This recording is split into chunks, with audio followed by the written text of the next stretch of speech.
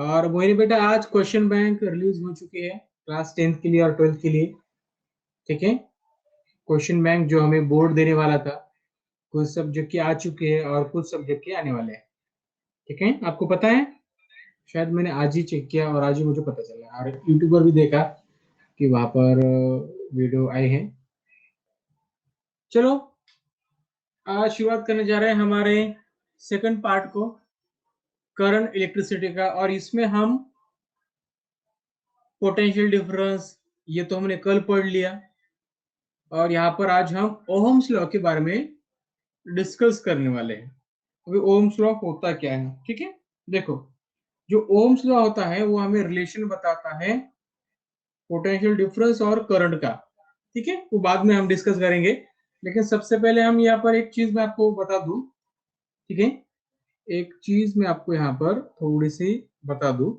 ठीक है, कि जो क्वेश्चन बैंक है आपका, जो बोर्ड देने वाला था, आपने सुना है बोर्ड क्वेश्चन बैंक देने वाला था? आपने सुना है बोर्ड क्वेश्चन बैंक देने वाला था?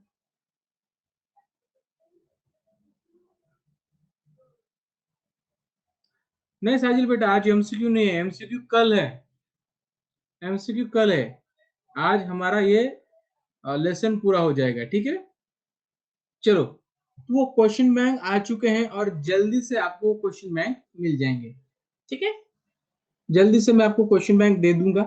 ठीक है, ये एक बार आप भी चेक करिएगा, आपको वहां पर अगर मिल गया तो। ठीक है, क्लास 9 का नहीं आया, मैंने चेक किया वहां पर, सिर्फ 12th का मिले मुझे कुछ, और कुछ 10th के मिले। ठीक है, और जैसे भी ये चीजें होंगी मैं आपको बता दूंगा। ठीक है, चलो, बोर्ड के वेबसाइट पर बेटा, बोर्ड के वेबसाइट जो है ना, वहां पर, ठीक है, मैं आपको बता दूंगा। जब भी ये चीजें होंगी ना, तब मैं आपको बेटा बता दूंगा। हाय वैष्णवी, चलो, हमने क्या पढ़ा अभी तक? ओके, सारी चीजें मैं आपको बता दूंगा। ठीक है, अपडेट कर दूंगा। देखो, अभी यहाँ पर मैं क्या आपको बता रहा हूँ, इलेक्ट्रिक करंट। ठीक है, अब इलेक्ट्रिक करंट क्या होता है? The flow of electron through a conductor, यानी किसी भी कंडक्टर में से अगर इलेक्ट्रॉन फ्लो होते हैं तो वहां पर करंट फ्लो होता है। ठीक है, यानी हम क्या कहेंगे, उस करंट को हम आई से इंडिकेट करते हैं। अभी करंट फ्लो होगा मतलब जब इलेक्ट्रॉन फ्लो होंगे। अभी इलेक्ट्रॉन फ्लो हो गए, इसका मतलब क्या होता है? इलेक्ट्रॉन फ्लो हो गए इसका मतलब क्या होता है? तो चार्ज फ्लो, यानी इलेक्ट्रॉन फ्लो का मतलब क्या होता है? Charge flow. When the charge is passing through the conductor in unit time, यानी यूनिट टाइम में जो भी चार्ज पास होता है, ठीक है, उसे हम क्या कहते हैं? करंट कहते हैं। ठीक है, चार्ज को हम क्या करते हैं? कैपिटल यू से इंडिकेट करते हैं। तो करंट हमारा बन जाएगा I equal to Q upon T, ये बन जाएगा हमारा करंट। ठीक है, ये चीजें ध्यान में रखो। ठीक है, अभी unit of the charge in SI unit is coulomb, यानी जो चार्ज होता है, ठीक है, वो चार्ज होता है, इसका यूनिट होता है कूलम, और उसे हम सी से क्या करते हैं? इंडिकेट करते हैं। चार्ज की बात कर रहा हूं। ठीक है, और जो करंट होता है उसे हम क्या करते हैं? एम्पियर में मेजर करते हैं, और इसे हम कैपिटल ए से क्या करते हैं? इंडिकेट करते हैं। हाय शुभम, ठीक है। अभी जो इलेक्ट्रॉन होता है, इलेक्ट्रॉन पर चार्ज कितना होता है? कितना कूलम चार्ज होता है इलेक्ट्रॉन पर? तो इलेक्ट्रॉन पर चार्ज होता है, क्योंकि वहां पर नेगेटिव चार्ज होता है इलेक्ट्रॉन पर, तो यहाँ पर हम माइनस लिखेंगे। -1.6 इंटू 10⁻⁻19 कूलम, इतना चार्ज होता है एक इलेक्ट्रॉन पे। अभी माइनस क्यों मैंने लिखा? क्योंकि इलेक्ट्रॉन पर होता है नेगेटिव चार्ज, इसलिए। ठीक है, अब एम्पियर का मतलब क्या होता है?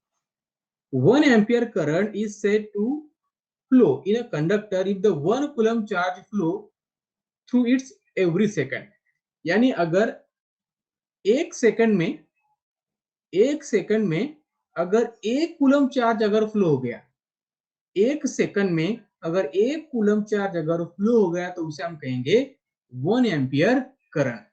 क्या कहेंगे? 1 एम्पियर करंट। मतलब 1 ampere is equal to 1 coulomb flow होगा 1 सेकंड में। ठीक है, यानी 1 एम्पियर का मतलब क्या हो गया? कूलम पर सेकंड, इन आसान भाषा में। ठीक है, तो ये चीज आपको याद रखनी होगी। एम्पियर का, सॉरी, करंट का यूनिट क्या है? एम्पियर। चार्ज का यूनिट क्या है? कूलम, ठीक है। 1 एम्पियर का मतलब क्या होता है, 1 coulomb charge flow through it's every second, यानी हर 1 सेकंड में 1 कूलम चार्ज अगर फ्लो हो रहा है इस कंडक्टर से, तो उसे हम क्या कहेंगे, एम्पियर कहेंगे। कल हमने पोटेंशियल डिफरेंस पढ़ा, क्या होता है, पढ़ा ही नहीं, पोटेंशियल डिफरेंस बहुत अच्छी तरीके से पढ़ा, ठीक है। अब पोटेंशियल डिफरेंस हमने, उसके बाद कुछ हमने डायग्राम की भी बात की थी कल, ठीक है, तो वो चीजें इंपॉर्टेंट होगी। अब देखो रेजिस्टेंस एंड ओहम्स लॉ क्या है, सुनो अभी, रेजिस्टेंस एंड ओहम्स लॉ क्या है, ठीक है। अभी जो ओम्स हैं उन्होंने क्या किया, एक लॉ दे दिया, क्या लॉ दे दिया, जो करंट होता है वो डायरेक्टली प्रोपोर्शनल होता है टू द पोटेंशियल डिफरेंस, जो करंट होता है वो डायरेक्टली प्रोपोर्शनल होता है पोटेंशियल डिफरेंस, यानी जितना ज्यादा पोटेंशियल डिफरेंस होगा उतना ही ज्यादा क्या होगा, करंट होगा। जितना ज्यादा पोटेंशियल डिफरेंस होगा उतना ही ज्यादा क्या होगा, करंट होगा, क्योंकि उतने ही ज्यादा इलेक्ट्रॉन और चार्ज फ्लो करेंगे, और जितने ज्यादा इलेक्ट्रॉन और चार्ज फ्लो करेंगे उतना ही ज्यादा क्या होगा, वहां पर करंट होगा, ठीक है। Objection to the flow of current is called the resistance, बिल्कुल सही। अभी रेजिस्टेंस क्या होता है, मैंने आपको पहले ही बताया था। मान लीजिए एक कंडक्टर है और इसमें जो भी करंट फ्लो हो रहा है, ठीक है, उसको अगर अपोज करने की जो भी प्रॉपर्टीज होती है किसी भी चीज में, उसे हम क्या कहते हैं, रेजिस्टेंस कहते हैं, ठीक है, ये समझ लो। अभी देखो ओम्स लॉ हमें क्या बताता है, तो ये बताता है हमें relation between the current flowing through the wire, यानी जो भी करंट है और जो भी पोटेंशियल डिफरेंस है अक्रॉस द एंड, ठीक है। अभी देखो समझो, जो करंट होता है वो फ्लो होता है कंडक्टर से, और जो पोटेंशियल डिफरेंस होता है, ठीक है, it is the difference between the 2 point, यानी जो 2 पॉइंट होते हैं किसी भी कंडक्टर के, उन दोनों के बीच कितना पोटेंशियल डिफरेंस है, कितना पोटेंशियल है, ये हमें पोटेंशियल डिफरेंस बताता है, ठीक है। तो ये हमेशा अक्रॉस द एंड होता है, ठीक है, इस चीज को आपको ध्यान में रखना है, ठीक है। यहाँ पर हमने एक साइंटिस्ट ने हमें क्या बताया कि जो भी करंट होता है वो डायरेक्टली प्रोपोर्शनल होता है टू द पोटेंशियल डिफरेंस, यानी जितना ज्यादा पोटेंशियल डिफरेंस होगा उतना ज्यादा करंट होगा, ठीक है। लेकिन यहाँ पर देखो एक चीज आपको ध्यान में रखनी होगी, physical state of conductor remain constant, ये कब होगा, यानी ये current directly proportional to the potential difference कब होगा, या फिर पोटेंशियल डिफरेंस, ठीक है, या फिर करंट, ये दोनों चीजें एक दूसरे को कब पोटेंशियल होगी, जब वहां पर कंडक्टर का जो स्टेट है वो रिमेन कांस्टेंट होना चाहिए। इसका मतलब क्या है, इसका मतलब क्या है, जो टेम्परेचर है, उसकी जो डेंसिटी है, टेम्परेचर है, डेंसिटी है, उसकी जो साइज है, ठीक है, ये जो चीजें हैं, जो भी फिजिकल अपीयरेंस है उसका, वो कैसा होना चाहिए, कांस्टेंट होना चाहिए। ऐसा नहीं कि टेम्परेचर बढ़ गया, अगर टेम्परेचर बढ़ गया तो जो पोटेंशियल डिफरेंस होगा या फिर जो करंट होगा एक दूसरे को डायरेक्टली प्रोपोर्शनल नहीं होगा। आपको पता है अगर किसी भी कंडक्टर की अगर लेंथ बढ़ गई, 1 मिनट बच्चों, देखो अभी अगर किसी भी कंडक्टर की अगर लेंथ बढ़ गई तो क्या होता है, जो रेजिस्टेंस होता है, जो रेजिस्टेंस क्या होता है, इंक्रीज होता है। याद रखो, अगर किसी भी कंडक्टर की अगर लेंथ बढ़ गई तो क्या होता है, उसका जो रेजिस्टेंस होता है वो इंक्रीज होता है हमेशा, ठीक है। अगर उसकी थिकनेस अगर बढ़ गई, थिकनेस बढ़ गई तो क्या होता है, रेजिस्टेंस कम नहीं होता है, लेकिन कह सकते हैं कि वो कांस्टेंट रहता है, उतना ही रहता है, ठीक है, यानी वहां पर कह सकते हैं कि वो अच्छी कंडीशन है उस करंट के लिए, ठीक है। ये चीजें आपको ध्यान में रखना है, रेजिस्टेंस अगर इंक्रीज, सॉरी, लेंथ अगर इंक्रीज हो गई तो रेजिस्टेंस भी वहां पर क्या होगा, इंक्रीज होगा। देखो अभी,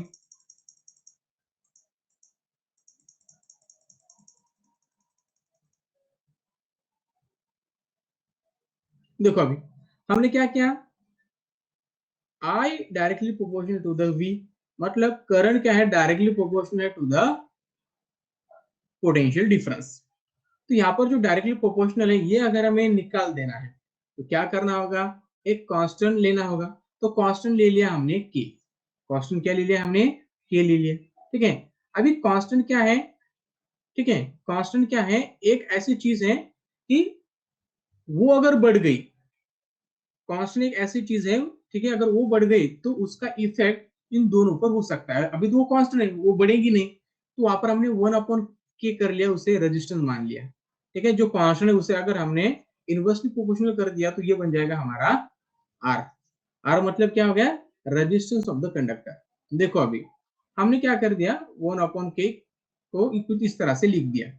ठीक है, तो हमारा जो भी रेजिस्टेंस एंड ओम्स लॉ, ठीक है, इसका जो रिलेशन देखो अभी क्या होगा, ये होगा हमारा अभी I इंटू आर, क्योंकि यहाँ पर क्या हो गया, के 1/k मतलब रेजिस्टेंस हो गया, equal to V, V equal to I into R, मतलब ये हो गया हमारा ओम्स लॉ।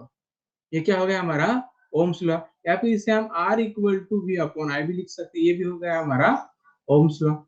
ओम्स लॉ क्या हमें बताता है, जो भी पोटेंशियल डिफरेंस है और जो भी करंट है, इन दोनों का रिलेशन बता देता है। ठीक है, जब किसी कंडक्टर में कुछ रेजिस्टेंस होता है, अभी रेजिस्टेंस क्या होगा, कुछ तो रेजिस्टेंस होगा ना वहां पर, कोई भी कंडक्टर है तो इसका मतलब ये नहीं होगा कि सुपर कंडक्टर नहीं होता। सुपर कंडक्टर क्या होता है, सुपर कंडक्टर का मतलब होता है उसके पास जीरो रेजिस्टेंस हो, जीरो रेजिस्टेंस। अब ऐसी कोई चीज है ही नहीं कि उसमें जीरो रेजिस्टेंस हो। आप कितना भी अच्छा कंडक्टर लो, उसमें थोड़ा सा ही भी रेजिस्टेंस होता है। ठीक है, तो इसका मतलब क्या होता है, V equal to I into R. अगर हमें करंट पता है, रेजिस्टेंस पता है, तो हम क्या कर सकते हैं, पोटेंशियल डिफरेंस को फाइंड आउट कर सकते हैं। ये चीजें आपको याद में रखनी है। ओम्स लॉ, ओम्स लॉ क्या है, V equal to I R, V equal to I R, V equal to I R, बस यही याद रखना है। Ohm's law is equal to I into R, बस ये आपको याद रखना है। ठीक है, ये आपको याद रखना है। अभी साजिल जी ने पूछा है कि how much resistance of copper wire. देखो कॉपर वायर का रेजिस्टेंस तो वो तो मुझे नहीं पता कि कितना है। ठीक है, हर एक मटेरियल का अलग होता है। ठीक है, तो रेजिस्टेंस का कितना है वो तो मुझे अभी नहीं पता, वो तो मुझे थोड़ा सा रिसर्च करना पड़ेगा, देखना पड़ेगा कितना है। ठीक है, तो उसका जो मैग्नीट्यूड है, जो भी चीज है, तो वो मुझे नहीं पता, क्योंकि वो हमें सर्च करना पड़ेगा। ठीक है, कॉपर का रेजिस्टेंस क्या होता है, क्योंकि वो वैल्यूज होती है। ठीक है, तो वैल्यूज हम नहीं बता सकते कि किसकी कितनी है। ठीक है, अगर कोई कंसेप्ट हो तो हम उसे बता सकते हैं, लेकिन हर चीज की हम वैल्यू थोड़ी याद रख सकते हैं। ठीक है, तो चलो देखो अभी, लेकिन कॉपर एक अच्छा कंडक्टर है। ठीक है, कॉपर एक क्या है, अच्छा कंडक्टर है as compare to the metal. ठीक है, as compare to the metal एक क्या है, अच्छा कंडक्टर है। ठीक है, देखो अभी, अभी एक ओम का मतलब क्या होता है सबसे पहले समझ लो। ठीक है, ओम का मतलब क्या होता है, ठीक है, ओम का मतलब क्या होता है, देखो अभी, जब दो एंड है, ठीक है, ए और बी, और इन दोनों के बीच में जो करंट फ्लो हो रहा है वो हो रहा है 1 एम्पियर, 1 एम्पियर करंट फ्लो हो रहा है। और जो भी पोटेंशियल डिफरेंस है across the end A and B, जो पोटेंशियल डिफरेंस कितना है, 1 वोल्ट है। यानी पोटेंशियल डिफरेंस 1 वोल्ट होने के बाद जो भी 1 एम्पियर करंट फ्लो होगा, पोटेंशियल डिफरेंस 1 वोल्ट होने के बाद जो भी 1 एम्पियर करंट फ्लो होगा, उसे हम क्या कहेंगे, 1 ओहम कहेंगे। उसे क्या कहेंगे, 1 ओहम, मतलब रेजिस्टेंस। ठीक है, अभी समझो यहाँ पर। ठीक है, रेजिस्टेंस ऑफ 1 ओहम क्या होता है, if the 1 ampere current flow through the conductor when the one potential difference is applied between the two ends। यानी क्या होगा, जब पोटेंशियल डिफरेंस हम क्या करेंगे, 1 वोल्ट अप्लाई करेंगे टू एंड को। ठीक है, हमारे पास एक कंडक्टर है, मान लीजिए कंडक्टर इस तरह से है, ए और बी। ठीक है, ये कंडक्टर है, हमने क्या कर दिया, 1 वोल्ट पोटेंशियल डिफरेंस अप्लाई कर दिया। और 1 वोल्ट पोटेंशियल डिफरेंस अप्लाई करने के बाद, ठीक है, अगर 1 एम्पियर करंट अगर फ्लो होता है, ठीक है, तो वहां पर जो भी रेजिस्टेंस होगा उस कंडक्टर में, उसे हम क्या कहेंगे, 1 ओहम कहेंगे। ठीक है, तो इसके हिसाब से हम 1 ओहम की डेफिनेशन लिख सकते हैं। ठीक है, तो देखो अभी यहाँ पर क्या होता है, इलेक्ट्रॉन किस तरह से फ्लो होती है, यहाँ पर आपको समझ आएगा। एक्चुअली एक मोमेंट वाली डायग्राम थी, जीआईएफ थी, लेकिन यहाँ पर अभी मोमेंट नहीं हो रहा है। देखे हमने कि जो बैटरी होती है, बैटरी में जो भी चार्जेस होते हैं वो क्या करते हैं, इस तरह से फ्लो होते हैं कंडक्टर में से। ठीक है, ये है बैटरी का नेगेटिव एंड और ये है पॉजिटिव एंड। इस तरह से हमने एक केबल से जोड़ दिया। मान लीजिए कंडक्टर है, ठीक है। अभी कंडक्टर में क्या होते हैं, एटम होते हैं। और एटम में देखो किस तरह से, ये एटम यहाँ बाद में चला जाएगा, यहाँ बाद में, यहाँ बाद में, यहाँ बाद में, इस तरह से वो क्या होगा, फ्लो होगा। ठीक है, तो ये चीजें आपको यहाँ पर याद रखनी है। ठीक है, अभी 1 ओम का मतलब आपको पता है कि जब हम क्या करेंगे, किसी कंडक्टर में एक 1 वोल्ट पोटेंशियल डिफरेंस को अप्लाई करेंगे, और तब जाकर अगर 1 एम्पियर करंट अगर फ्लो होता है, तो क्या कहेंगे कि वहां पर जो भी रेजिस्टेंस है इस कंडक्टर में वो कितना है, 1 ओम है।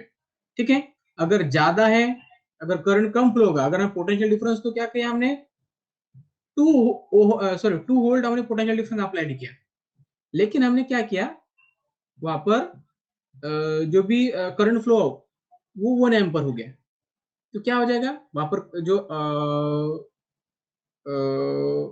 रेजिस्टेंस होगा वो कैसा होगा, ज्यादा होगा 1 ओम से। तो इसका मतलब क्या है, आसान है कि 1 वोल्ट अगर वहां पर पोटेंशियल डिफरेंस है, तो 1 वोल्ट अगर एम्पियर करंट वहां से फ्लो हो गया, तो वहां पर जो भी रेजिस्टेंस होगा उस कंडक्टर में उसे हम कहेंगे 1 ओहम। ठीक है, तो चलो, आई होप आपको सारी चीजें समझ में आई होगी। ठीक है, चलो अभी देखो, हमने ये चीजें पढ़ी है, कल पढ़ी है कि अगर कोई भी कंडक्टर हो, ठीक है, कोई भी कंडक्टर हो, ठीक है, उसमें क्या होते हैं, ढेर सारे एटम होते हैं। अगर एटम होंगे तो उस एटम में इलेक्ट्रॉन भी होंगे, तो इसका मतलब फ्री इलेक्ट्रॉन बहुत सारे होंगे क्योंकि वो मेटल है। ठीक है, और जब यहाँ पर कोई भी हम पोटेंशियल डिफरेंस अप्लाई नहीं करेंगे, तो ये क्या करेंगे, रैंडमली मूव करेंगे, तो रैंडम के मोशन में होंगे, किसी भी तरफ वो भाग जाएंगे। ठीक है, किसी भी तरफ वो जा सकते हैं। जब हम कोई पोटेंशियल डिफरेंस अप्लाई करते हैं, ठीक है, किसी भी कंडक्टर पर अगर कोई पोटेंशियल डिफरेंस हम अप्लाई करते हैं, तो क्या हो जाएगा, वो जो इलेक्ट्रॉन थे वो मूव करना स्टार्ट कर देंगे किसी भी एक डायरेक्शन में। ठीक है, यानी लोअर पोटेंशियल की तरफ से हायर पोटेंशियल की तरफ वो मूव करना स्टार्ट कर देंगे। ठीक है, और उसके अपोजिट डायरेक्शन में इस तरफ जो हमारा करंट होगा वो फ्लो करना शुरू कर देगा। ठीक है, और देखो तब क्या होता है, जब ये इलेक्ट्रॉन किसी कारण जब स्ट्राइक होते हैं एक दूसरे के ऊपर, अब ये क्यों होंगे, अगर अगर यहाँ पर इस कंडक्टर की अगर हीट बढ़ गई, ठीक है, अगर हीट बढ़ गई तो क्या हो जाएगा, ये इलेक्ट्रॉन एक दूसरे पर स्ट्राइक करेंगे, तो इसके वजह से क्या हो जाएगा, जो रेजिस्टेंस था वो बढ़ जाएगा, रेजिस्टेंस क्या हो जाएगा, बढ़ जाएगा। ठीक है, तो जब जो इलेक्ट्रॉन होते हैं, ठीक है, जो इलेक्ट्रॉन होते हैं जब वो एक दूसरे को टकराते हैं, ठीक है, एक दूसरे को टकराते हैं, तो वहां पर जो भी हीट होती है वो जनरेट होती है, और हीट की वजह से उनका जो मोशन होता है वो थोड़ा सा वोलाटाइल होता है, मतलब वो इस तरह से भागते हैं कि बहुत जोर से इधर से उधर, तो उसकी वजह से वहां पर रेजिस्टेंस क्रिएट होता है। ठीक है, वहां पर क्या होता है, रेजिस्टेंस क्रिएट होता है। ठीक है, तो उसे हम रेजिस्टेंस ऑफ कंडक्टर कह सकते हैं, क्योंकि हीट बढ़ने से जो इलेक्ट्रॉन होते हैं वो किसी एक डायरेक्शन में नहीं जाएंगे। ठीक है, हो सकता है कुछ इलेक्ट्रॉन अगर जा रहे हैं तो वो वोलाटाइल होने की वजह से हो सकता है कि वो इधर भी चले जाए, इधर भी चले जाए, क्योंकि वहां पर उनके पास एनर्जी आ गई, हीट एनर्जी आ गई ना, तो वो हो सकता है कि वो किधर भी भाग सकते हैं, तो वहां पर रेजिस्टेंस बढ़ सकता है। ये चीज आपको ध्यान में रखनी है। उसके बाद हम बात करने वाले हैं रेजिस्टिविटी की तरफ। रेजिस्टिविटी होती क्या है, सुनो अभी ध्यान से। ठीक है, रेजिस्टिविटी होती क्या है, ठीक है, देखिए, at a given temperature the resistance R of a conductor depend on its length and area of the cross section the material is made of. देखो, जो रेजिस्टिविटी होती है, देखिए, ये किन चीजों पर डिपेंड होती है, जो रेजिस्टिविटी होती है ये डिपेंड होती है बेटा हमारे लेंथ और एरिया पर। कहां पर, लेंथ और एरिया पर। देखो अभी कैसा होगा, मैंने क्या कहा था कि अगर किसी भी कंडक्टर का अगर लेंथ बढ़ गया तो जो भी उसका रेजिस्टेंस होगा वो बढ़ जाएगा। तो यहां पर देखो,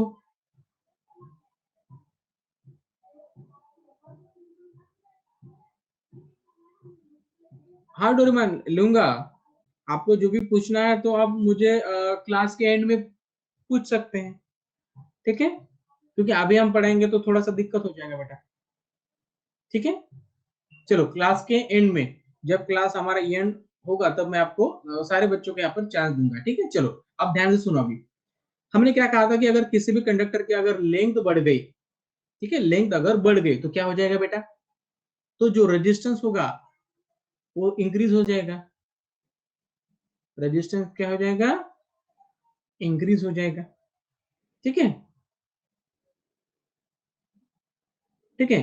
अगर एरिया बढ़ गया तो क्या हो जाएगा, रेजिस्टेंस कम हो जाएगा, ठीक है, रेजिस्टेंस क्या हो जाएगा, कम हो जाएगा। अभी देखो कैसे, तो यहाँ पर देखिए resistance of the conductor R is क्या होगा, अभी यहाँ पर देखो इक्वेशन के जरिए हम किस तरह से उसे लिख सकते हैं, resistance is directly proportional to the R, मतलब लेंथ बढ़ गई तो रेजिस्टेंस क्या हो जाएगा बेटा, बढ़ जाएगा, तो इसे हम डायरेक्टली प्रोपोर्शनल लिख सकते हैं।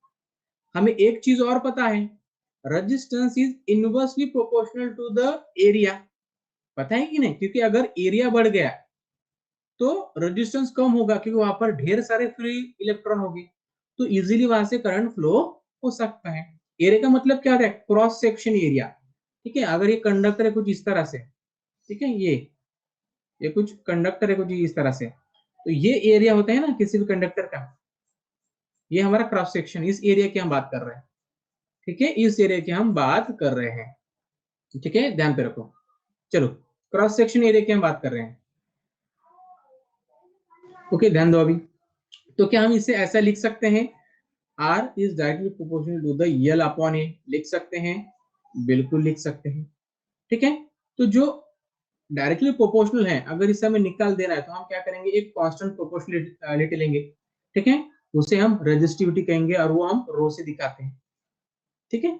देखो अभी रो से हम उसे दिखाते हैं, तो यहाँ पर अभी देखो, द यूनिट ऑफ रेजिस्टिविटी यानी SI unit is ohm metre, यानी देखो अब यहाँ पर जो रेजिस्टिविटी है इसका यूनिट क्या बन जाएगा, ओहम, एक मिनट,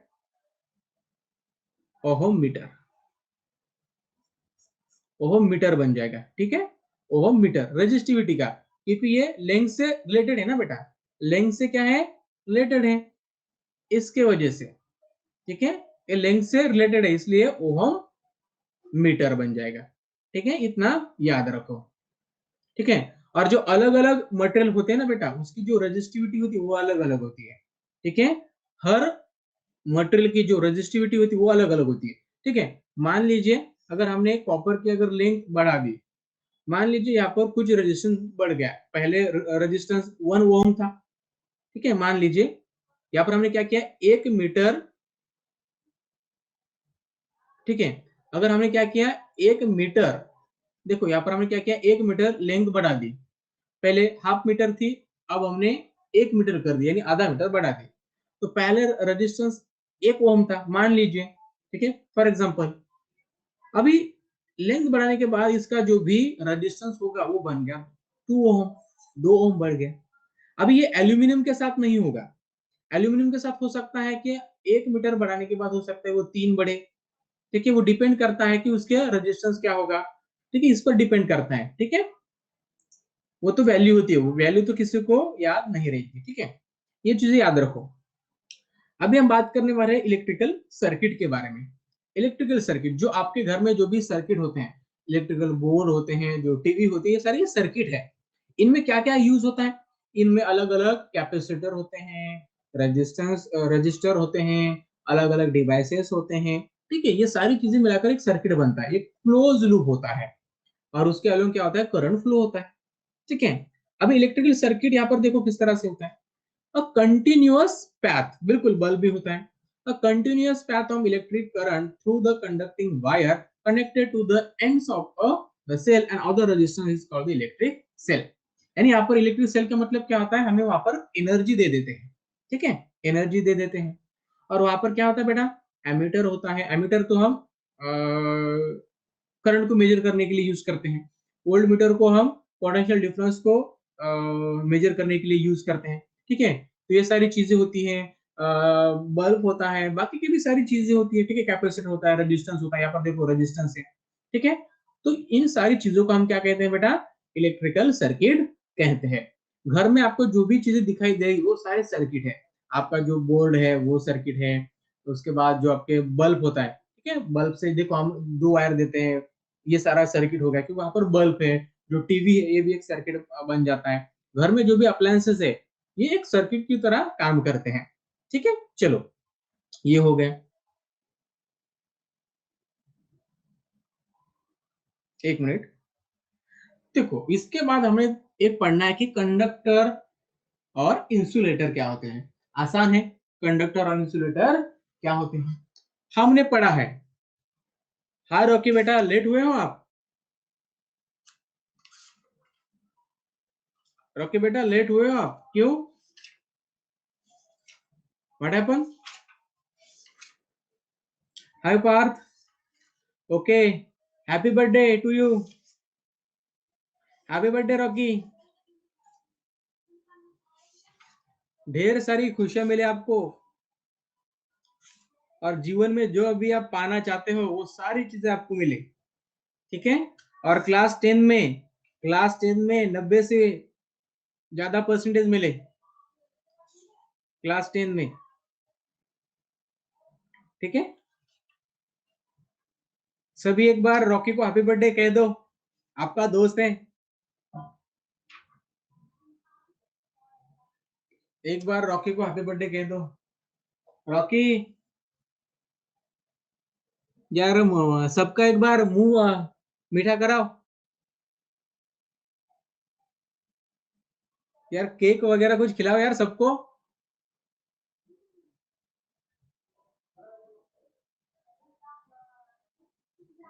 चलो रॉकी हैप्पी बर्थडे। चलो और यहाँ पर अभी ध्यान दो, चलो ध्यान दो अभी। देखो कंडक्टर क्या होते हैं, जिनमें से इलेक्ट्रिसिटी इजीली फ्लो कर सकती है उन्हें हम कंडक्टर कहते हैं। ठीक है, दो substances which have very low resistance, ऐसे सब्सटेंसेस होते हैं, ऐसे सब्सटेंसेस होते हैं जिनमें रेजिस्टेंस बहुत कम होता है। ठीक है, ऐसे सब्सटेंसेस जिनमें रेजिस्टेंस बहुत कम होता है, एग्जांपल सिल्वर, गोल्ड, कॉपर, ये कंडक्टर हो गए। ठीक है, बहुत कम होता है रेजिस्टेंस। ठीक है, तो ऐसे सारी चीजों को हम क्या कहते हैं, कंडक्टर कहते हैं। ठीक है, और उनमें से जो करंट होता है इजीली फ्लो कर सकता है। ठीक है, इसलिए हम क्या करते हैं, घर में जो भी हमारे जो इलेक्ट्रिकल केबल्स होते हैं वो कॉपर से बने हुए होते हैं, कॉपर से या फिर एल्यूमिनियम से। ठीक है, एल्यूमिनियम से। अभी जो प्लैटिनम होता है उसके बाद जो सिल्वर है, गोल्ड है, ये भी बहुत बढ़िया कंडक्टर है, लेकिन इनका यूज हम नहीं करते। क्यों नहीं करते हैं? क्योंकि क्योंकि ये एक्सपेंसिव है। क्या कॉपर को सॉरी हम क्या सिल्वर को हम क्या as a electrical wire use कर सकते हैं? नहीं कर सकते। हार्डवेयर में बेटा न्यूमेरिकल भी लेंगे, जब हमारे क्वेश्चन आंसर शुरू होंगे ना, क्वेश्चन एंड आंसर शुरू होंगे ना, तो न्यूमेरिकल भी मैं लूंगा। ठीक है, ठीक हो, चलो जो देखो अभी ध्यान दो, वो सारे एक्सपेंसिव चीजें होती है जैसे कि एल्यूमिनियम सॉरी सिल्वर हो गया, गोल्ड हो गया, प्लेटिनम हो गया। तो इन चीजों में हम पैसा खर्च नहीं कर सकते इतना सारा। अगर हमने इलेक्ट्रिकल वायर उन चीजों का अगर यूज किया तो हो सकता है कि वो चोरी हो जाए। तो सही यही है कि हम कॉपर यूज करें, एल्यूमिनियम यूज करें। ठीक है, ये अच्छी चीजें होती है। ठीक है, तो ध्यान दो अभी। अभी इंसुलेटर क्या होता है, ऐसी चीजें जो करंट को फ्लो नहीं करती है उन्हें हम क्या कहते हैं, इलेक्ट्रॉन सॉरी इंसुलेटर कहते हैं। दो substances which have very extremely high resistance, ऐसी चीजें इनमें बहुत ज्यादा रेजिस्टेंस होता है। ठीक है, तो इसके वजह से, ज्यादा रेजिस्टेंस होने की वजह से,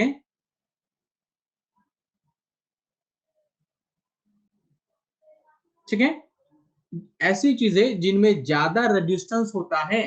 ठीक है, बिल्कुल गोल्ड एक अच्छा कंडक्टर है, लेकिन हम उससे यूज नहीं कर सकते ना, बहुत एक्सपेंसिव होता है। तो लोग क्या करेंगे, उसे कभी भी लेके जाएंगे चुरा के। ठीक है, तो वो एक्सपेंसिव होता है तो उसे हम यूज नहीं करते। हम क्या करते हैं, कॉपर को यूज करते हैं, एल्यूमिनियम को यूज करते हैं। ठीक है, ध्यान दो अभी। और जिन चीजों में रेजिस्टेंस सबसे ज्यादा होता है, बहुत ज्यादा होता है, उन्हें हम इंसुलेटर कहते हैं। फॉर एग्जाम्पल रबर हो गया, ठीक है, रबर, उसके बाद वुड हो गया, उसके बाद प्लास्टिक हो गया, ठीक है। इनमें बहुत ज्यादा रेजिस्टेंस होता है, तो इसके वजह से क्या होता है, इनमें जो इलेक्ट्रॉन होते हैं वो फ्लो नहीं करते, चार्ज फ्लो नहीं करता। तो इन चीजों को आपको ध्यान में रखना है।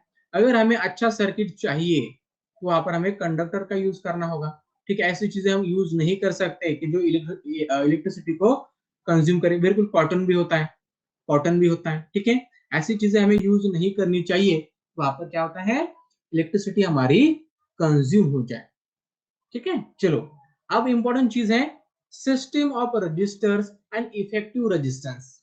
अब इस सिस्टम ऑफ रजिस्टर का मतलब क्या होता है, जो चीजें रेजिस्टेंस प्रोड्यूस करे, जो चीजें रेजिस्टेंस प्रोड्यूस करे, इलेक्ट्रिक करंट को अपोज करे, ऐसी चीजों को हम रजिस्टर कहते हैं, ठीक है। मान लीजिए हमारे पास एक कंडक्टर है, ठीक है, ये कंडक्टर है कुछ इस तरह के, ठीक है। और हमें क्या करना है, यहाँ पर थोड़ा सा जो वोल्टेज है, ठीक है, वो हमें क्या करना है, थोड़ा सा कम करना है, ठीक है, पोटेंशियल डिफरेंस कम करना है। तो क्या करेंगे, हम रजिस्टर का यूज करेंगे, ठीक है।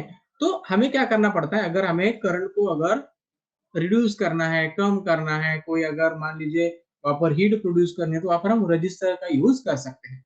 आपको पता होगा, अगर रेजिस्टेंस होगा तो वहां पर क्या होगी, हीट प्रोड्यूस होगी, ठीक है। लेकिन उसके साथ करंट भी फ्लो होना चाहिए, उतना रेजिस्टेंस नहीं तो वहां पर इलेक्ट्रिसिटी ही ना फ्लो हो, ठीक है। कुछ वहां पर फ्लो होना चाहिए, क्योंकि हीट कब प्रोड्यूस होगी, कि जब कुछ इलेक्ट्रिसिटी फ्लो होगी, मतलब कुछ इलेक्ट्रॉन फ्लो होंगे, और कुछ इलेक्ट्रॉन वहां पर हिंडर्स हो जाएंगे, मतलब क्या हो जाएगा, वो स्ट्राइक होंगे किसी दूसरे इलेक्ट्रॉन पर, और इसी स्ट्राइक वजह से वहां पर हीट प्रोड्यूस होती है, ठीक है। अगर इलेक्ट्रॉन फ्लो ही नहीं होंगे, अगर वो स्ट्राइक ही नहीं होगी, तो वहां पर हीट प्रोड्यूस नहीं होगी। अब इफेक्टिव रेजिस्टेंस का मतलब क्या होता है, देखो अभी तो मैं यहाँ पर दो सर्किट ड्रॉ करता हूं, ठीक है। यहाँ पर एक सर्किट है, यहाँ पर रेजिस्टेंस है R1 और इसका रेजिस्टेंस है R2, ठीक है। और ये सारी चीजें मैंने क्या कर दी, एक बैटरी से जोड़ दी, ठीक है। यानी इस सिस्टम का जो भी रेजिस्टेंस होगा, ध्यान दीजिए, इस सिस्टम का जो भी रेजिस्टेंस होगा, ठीक है। अब ये दूसरा सर्किट बनाता हूं, यहाँ पर एक ही रेजिस्टेंस मैंने यूज किया है, ठीक है। यहाँ पर देखो मैंने दो रेजिस्टेंस यूज किए हैं, ठीक है। साजिद जी बता रहा हूँ सारी चीजें। यहाँ पर मैंने क्या किया, दो रेजिस्टेंस यूज किए हैं, ठीक है। लेकिन यहाँ पर मैंने क्या किया, एक ही रेजिस्टेंस यूज किया है, ठीक है। यहाँ पर मैंने क्या किया है, एक ही रेजिस्टेंस यूज किया है। तो इसका जो भी रेजिस्टेंस होगा अक्रॉस द R1 आणि R2, across the R1 and R2, इन दोनों के अक्रॉस जो भी रेजिस्टेंस होगा, ठीक है, वही रेजिस्टेंस यहाँ पर भी है। यहाँ पर दो रजिस्टर है, यहाँ पर एक ही रजिस्टर है, ठीक है। लेकिन जो रेजिस्टेंस है यहाँ पर और यहाँ पर वो सेम है, तो इसे हम कहेंगे इफेक्टिव रेजिस्टेंस। समझ लो इफेक्टिव रेजिस्टेंस क्या होता है, ठीक है। समझ लो, ये सारी चीजें थोड़ी सी डिफिकल्ट लग सकती हैं, लेकिन समझो अभी थोड़ी सी डिफिकल्ट है। यानी क्या करना है कि जो टोटल रेजिस्टेंस है, टोटल रेजिस्टेंस, वो देखो अभी किस तरह से होगा, समझो अभी। देखो अभी तो यहाँ पर देखो एक सर्किट आपको दिखाई दे रहा है, ठीक है। तो यहाँ पर देखो एक क्या दिया हुआ है, हमने एक एम्पियर दिया हुआ है, ठीक है। एम्पियर एमीटर दिया हुआ है, वो करंट को मेजर करेगा। यहाँ पर वोल्ट मीटर दिया हुआ है, वो पोटेंशियल डिफरेंस को मेजर करेगा अक्रॉस द रेजिस्टेंस R1, ठीक है। अभी सुनो, अभी मैं क्या कह रहा हूँ, अभी एक एक चीज ध्यान से सुनो, ठीक है। अभी ये जो आपको जो रजिस्टर दिखाई दे रहे हैं, ये रजिस्टर है, कुछ उसे हम इस तरह से दिखा दे रजिस्टर, ये क्या करेंगे, उस फ्लो को अपोज करेंगे। देखो अभी क्या होगा, जब हम ये रजिस्टर कुछ इस तरह से जोड़ेंगे एक दूसरे को, यानी एक रेजिस्टेंस का जो एंड है दूसरे के इनिशियल के साथ, दूसरे का जो एंड होगा तीसरे के इनिशियल के साथ, ठीक है, स्टार्टिंग पॉइंट के साथ जोड़ेंगे। यानी कुछ इस तरह से एक ही लाइन में जब हम रेजिस्टेंस को जोड़ते हैं, ठीक है, ये पहला रेजिस्टेंस, उसके बाद ये दूसरा, उसके बाद ये तीसरा, तो इसे हम क्या कहते हैं, रेजिस्टेंस इन सीरीज और रजिस्टर्स इन सीरीज। ठीक है, ये जो रजिस्टर है, ये रजिस्टर, ये कंपाउंड आपको दिखाई दे रहे हैं ना, ये छोटे छोटे, ये है रजिस्टर। ये क्या करेंगे, उस फ्लो को अपोज करेंगे। ठीक है, इन्हें हम क्या कहेंगे, रजिस्टर्स इन अ सीरीज, क्योंकि ये क्या है, रजिस्टर है और सीरीज में हमने जोड़े इसे। सीरीज, इस तरह से सीरीज होती है, ये सीरीज में है। ठीक है, अगर ये कुछ इस तरह से होते, ठीक है, कुछ इस तरह से ये बन गए हमारे, ये दोनों चीजें देखो, ये दोनों रजिस्टर एक दूसरे को कैसे हैं, पैरेलल है, तो ये बन जाएगा हमारा रजिस्टर इन अ पैरेलल। ठीक है, अब देखो समझो कि हम ऐसा क्यों करते हैं, जो रजिस्टर होते हैं उन्हें हम सीरीज में या फिर पैरेलल में क्यों जोड़ते हैं, इसका एक रीजन है, कोई मुझे बताएगा क्यों, कोई मुझे बताएगा, साजिल जी, अंकित, कोई मुझे बताएगा कि हम उस रजिस्टर को सीरीज में क्यों जोड़ते हैं। ठीक, कंट्रोल तो सही है, कंट्रोल एकदम सही है, लेकिन क्या करने के लिए। ठीक है, देखो अभी सुनो, अभी किन चीजों के लिए, बिल्कुल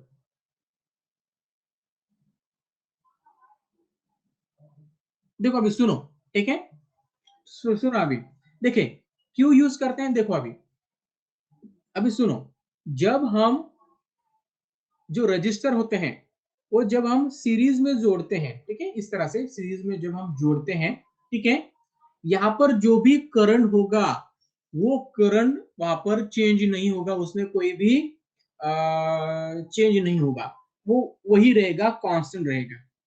ठीक है, करंट यहाँ पर चेंज नहीं होगा, करंट वही रहेगा, यहाँ पर जो आई करंट फ्लो हो रहा था वही होगा, यहाँ पर भी, यहाँ पर भी, यहाँ पर भी, यहाँ पर करंट चेंज नहीं होगा। ठीक है, वहां पर करंट का जो भी मैग्नीट्यूड था वही रहेगा, करंट का मैग्नीट्यूड ना कम होगा ना ज्यादा होगा।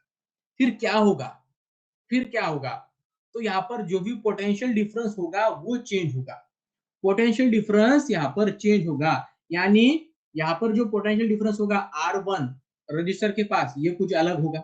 ठीक है, उसे हम V1 कहेंगे। ठीक है, फिर इन दो एंड के पास जो भी पोटेंशियल डिफरेंस होगा वो भी अलग होगा, उसे हम V2 कहेंगे। और यहाँ पर जो भी पोटेंशियल डिफरेंस होगा R3 रजिस्टर के पास, वो कितना होगा, R3 होगा, यानी हर जगह यहाँ पर जो भी पोटेंशियल डिफरेंस है वो चेंज हो रहा है। ठीक है, अगर हमें टोटल पोटेंशियल डिफरेंस निकालना है तो हम क्या करेंगे, V इक्वल टू, ठीक है, V equal to V1 plus V2 plus V3, इस तरह से करेंगे, क्योंकि यहाँ पर जो भी पोटेंशियल डिफरेंस था वो स्प्लिट हो गया, यहाँ पर थोड़ा सा स्प्लिट हो गया, यहाँ पर स्प्लिट हो गया, यहाँ पर स्प्लिट हो गया, लेकिन करंट तो वही है। करंट यहाँ पर स्प्लिट हुआ क्या, करंट यहाँ पर चेंज हुआ क्या, करंट यहाँ पर चेंज नहीं हुआ। तो अगर हमें पोटेंशियल डिफरेंस को स्प्लिट करना है, पोटेंशियल डिफरेंस को अगर हमें चेंज करना है, तो वहां पर हम क्या करते हैं, जो भी रजिस्टर होंगे उसे हम क्या करते हैं, सीरीज में जोड़ते हैं। यानी देखो हमने क्या देखा था, ओम्स लॉ क्या था, कि जितना ज्यादा पोटेंशियल डिफरेंस होगा उतना ही ज्यादा करंट होगा, लेकिन यहां पर हमने क्या किया, करंट को हमने कांस्टेंट रख लिया, करंट को क्या किया हमने, कांस्टेंट रख लिया, लेकिन पोटेंशियल डिफरेंस को चेंज किया। ठीक है, देखो अभी सुनो, अभी क्या होगा, सुनो अभी, बिल्कुल पोटेंशियल डिफरेंस क्या होगा, यहाँ पर चेंज होगा। सुनो अभी, अगर हमें टोटल पोटेंशियल डिफरेंस निकालना है तो क्या करना होगा, V1 plus V2 plus V3 लेना होगा। अभी ये कैसा, देखो वहां पर 3 रेजिस्टेंस थे कुछ इस तरह से। ठीक है, ये बैटरी, ठीक है, R1 मतलब ये पहला रजिस्टर, ये दूसरा, ये तीसरा रजिस्टर। ठीक है, ये 3 रजिस्टर हो गए। ठीक है, देखो अभी सुनो, यानी हमें अगर यहाँ पर इन दो पॉइंट के बीच में, मतलब यहाँ पर और यहाँ पर इन दो पॉइंट के बीच में क्या पोटेंशियल डिफरेंस है, अगर फाइंड आउट करना है तो क्या करना होगा, जो पोटेंशियल जो हमारा ओल्ड मीटर है वो यहाँ पर लगाना होगा, तब जाकर क्या करेंगे हम, इस R1 के अक्रॉस जो भी पोटेंशियल डिफरेंस होगा उसे मेजर कर पाएंगे, उसे हमने V1 से इंडिकेट कर दिया। यहाँ पर जो भी पोटेंशियल डिफरेंस होगा उसे मेजर करने के लिए यहाँ पर हमें ओल्ड मीटर लगाना होगा, यानी यहाँ पर जो भी पोटेंशियल डिफरेंस होगा उसे हम V2 कहेंगे अक्रॉस द R2। यहाँ पर जो भी पोटेंशियल डिफरेंस होगा उसे क्या करना होगा, यहाँ पर हमें ओल्ड मीटर लगाना होगा। यहाँ पर जो भी पोटेंशियल डिफरेंस होगा उसे हम V3 से इंडिकेट करेंगे। यानी इस सर्किट में जो भी पोटेंशियल डिफरेंस होगा, टोटल पोटेंशियल डिफरेंस हो गया, उसे अगर हमें कैलकुलेट करना है तो V1 plus V2 plus V3 इस तरह से हमें वहां पर कैलकुलेशन करना होगा, जिससे हम इक्वेशन 1 दे देते हैं। ठीक है, अभी ओम्स लॉ क्या है? ओम्स लॉ क्या है? V equal to I into R, ये है हमारा ओम्स लॉ। ठीक है, अगर हमने, ठीक है, हर चीज का अगर ये I इंटू आर यहां पर डाल दिया तो क्या हो जाएगा? देखो देखो अब क्या होगा, V1 का मतलब क्या हो जाएगा? I into R1। ठीक है, क्योंकि करंट चेंज हुआ है क्या? करंट चेंज नहीं हुआ है, तो इसका मतलब हमें यहाँ पर I1 I2 देने की जरूरत ही नहीं, क्योंकि यहाँ पर भी करंट सेम है, यहाँ पर भी करंट सेम है। तो यहाँ पर क्या करेंगे, सिर्फ R1 रजिस्टर के अलोंग, R1 रजिस्टर के अलोंग जो भी पोटेंशियल डिफरेंस होगा वो कितना होगा? I into R1। यानी करंट तो कांस्टेंट है, लेकिन पोटेंशियल यहाँ पर जो भी रेजिस्टेंस होगा इस रजिस्टर का, ठीक है, जो भी रेजिस्टेंस होगा इस रजिस्टर का, उस पर डिपेंड होगा ये हमारा पोटेंशियल डिफरेंस। ये हो गया। V2 का क्या होगा फिर? I into R2। V3 का क्या होगा? I into R3। कुछ इस तरीके से।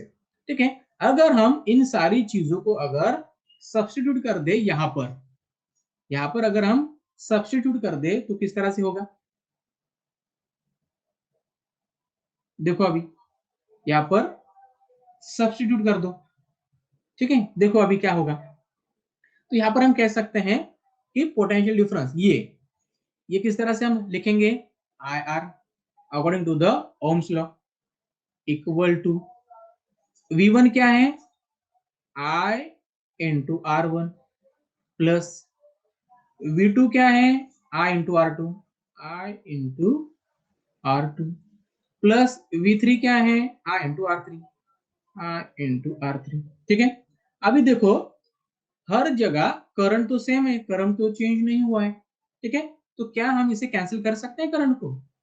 बिल्कुल करंट को कैंसिल कर सकते हैं। इसका मतलब आर यस लिखो, yes for series, resistance in a series. तो यहाँ पर हो जाएगा हमारा R1 plus R2 plus R3। Effective resistance क्या होगा अभी? R1 plus R2 plus R3।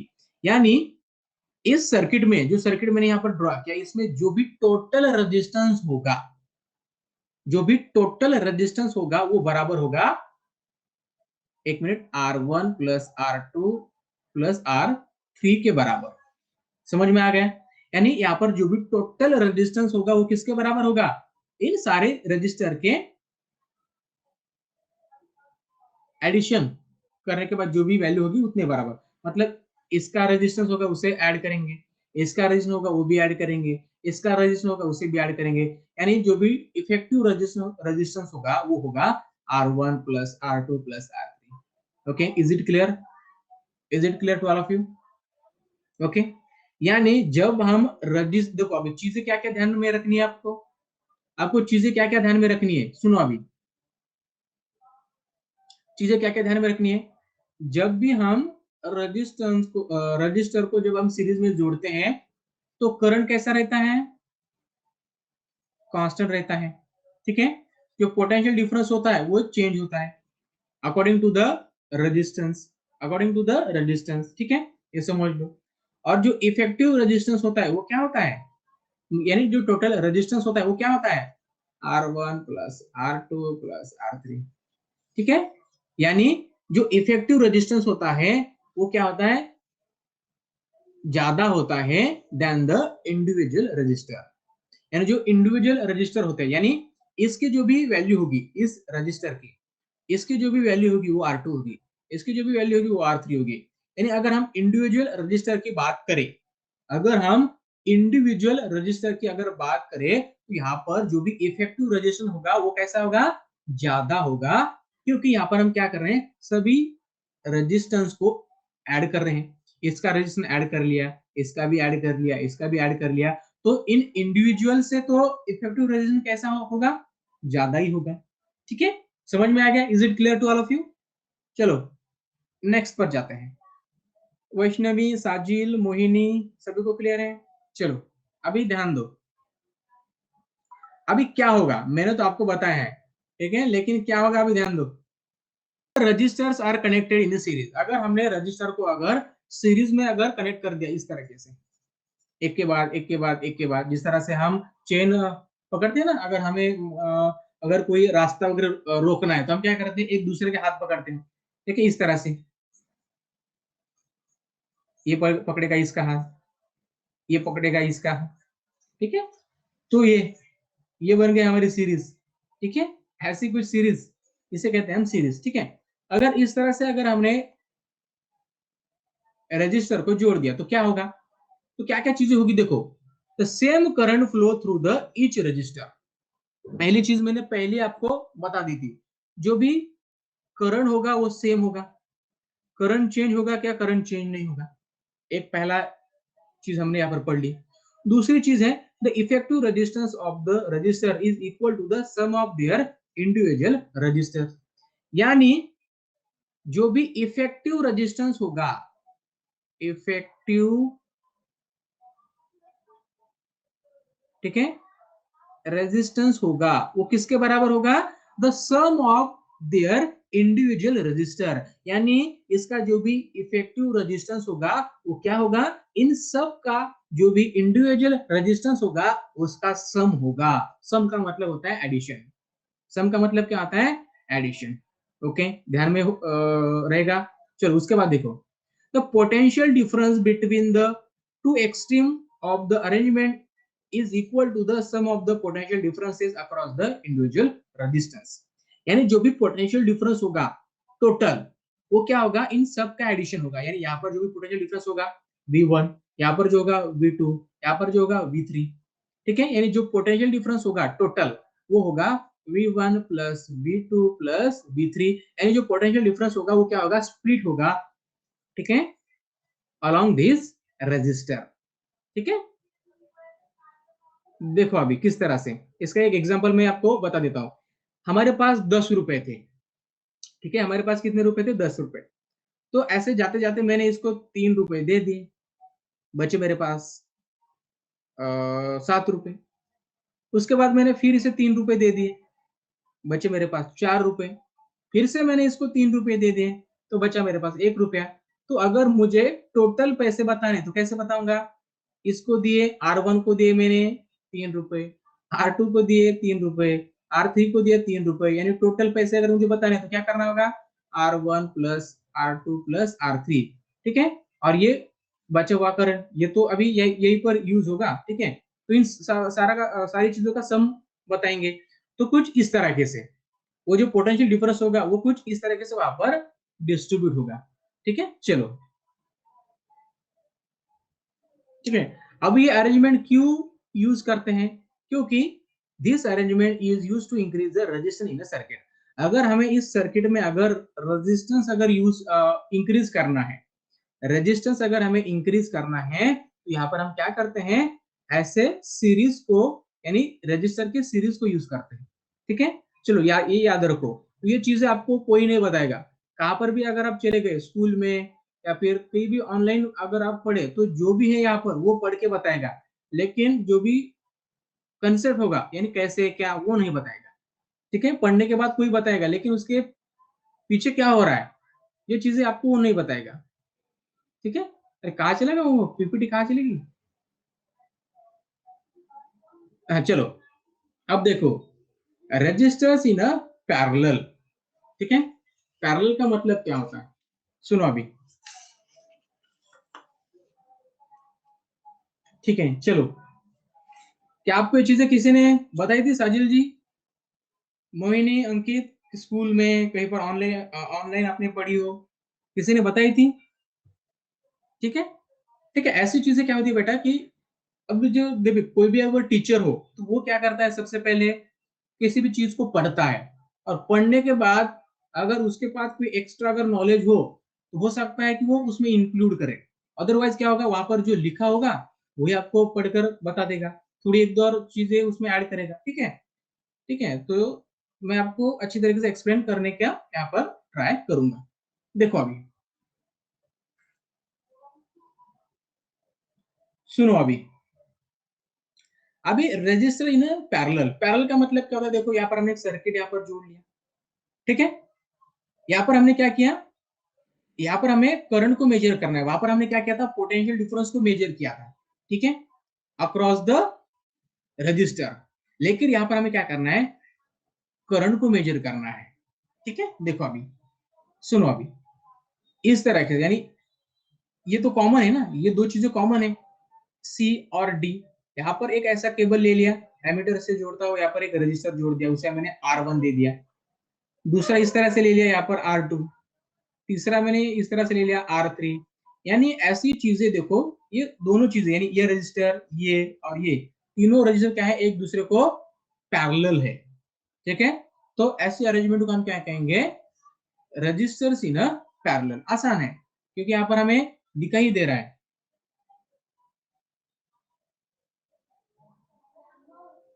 बिल्कुल, करंट यहाँ पर थोड़ा सा चेंज होगा। अभी देखो इस तरह से, देखो अभी देखो हमने क्या किया, इस तरह से हमने जोड़ दिया। तो यहाँ पर एक चीज आपको ध्यान में रखनी है, जो पोटेंशियल डिफरेंस होगा across the C and D, इसको छोड़ दो।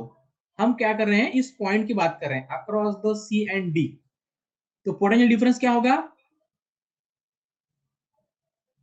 पोटेंशियल डिफरेंस होगा V। ठीक है, पोटेंशियल डिफरेंस यहाँ पर चेंज नहीं होगा, पोटेंशियल डिफरेंस क्या होगा, कांस्टेंट रहेगा, सेम रहेगा। कांस्टेंट नहीं कहेंगे हम उसे, सेम कहेंगे। पोटेंशियल डिफरेंस सी और डी के अलोंग क्या रहेगा, कांस्टेंट रहेगा। लेकिन करंट क्या हो जाएगा, यहाँ पर चेंज हो जाएगा। करंट चेंज होगा, इसलिए हमने क्या किया, यहाँ पर हर एक रेजिस्टेंस के पास, हर एक रजिस्टर के पास एक एक एमीटर जोड़ दिया। ठीक है, ये हो गया टोटल करंट। और जो भी करंट इस रजिस्टर के अलोंग था वो यहाँ पर हम मेजर करेंगे, यहाँ पर करेंगे, यहाँ पर करेंगे। अभी टोटल करंट क्या हो जाएगा, ठीक है, टोटल करंट क्या हो जाएगा, I इक्वल टू, ठीक है, I equal to I1 plus I2 plus I3। क्योंकि क्योंकि यहां पर जो भी करंट होगा रजिस्टर 1 में, R1 में, वो होगा I1, यहाँ पर होगा I2, यहाँ पर होगा I3। यहाँ पर क्या हो गया, जो करंट, ठीक है, वो करंट कुछ इस तरह से यहाँ से निकला था, वो क्या हो गया, स्प्लिट हो गया। कुछ यहाँ इस तरह से, कुछ इस तरह से, कुछ इस तरह से।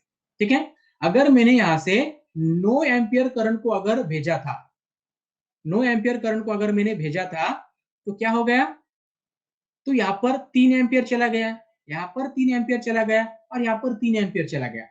ठीक है, और इस तरह से करंट यहाँ पर क्या हो गया, डिस्ट्रीब्यूट हो गया, स्प्लिट हो गया। ये चीजें ध्यान में रखो। ठीक है, करंट स्प्लिट हो गया, और स्प्लिट होने के बाद जो भी करंट मिलेगा, यानी हो सकता है कि यहाँ पर हमें, ऐसा नहीं है कि यहाँ पर 3 ही जाएगा, हो सकता है कि यहाँ पर 2 चला जाए, हो सकता है यहाँ पर 5 चला जाए, हो सकता है कि यहाँ पर 7 और यहाँ पर 2 चला जाए, कुछ भी हो सकता है। हम ऐसा नहीं कह सकते कि वहां पर ऐसा सेम ही होगा। हो सकता है अगर इसकी कुछ वैल्यू अलग होगी तो यहाँ पर रेजिस्टेंस कुछ अलग होगा, इसकी अगर कुछ वैल्यू अलग होगी तो यहाँ पर रेजिस्टेंस कुछ अलग होगा, यहाँ पर भी रेजिस्टेंस क्या होगा, कुछ अलग होगा। ठीक है, ये हम नहीं बता सकते कि वहां पर कितना होगा, ये डिपेंड करता है कि वहां पर रेजिस्टेंस कितना है।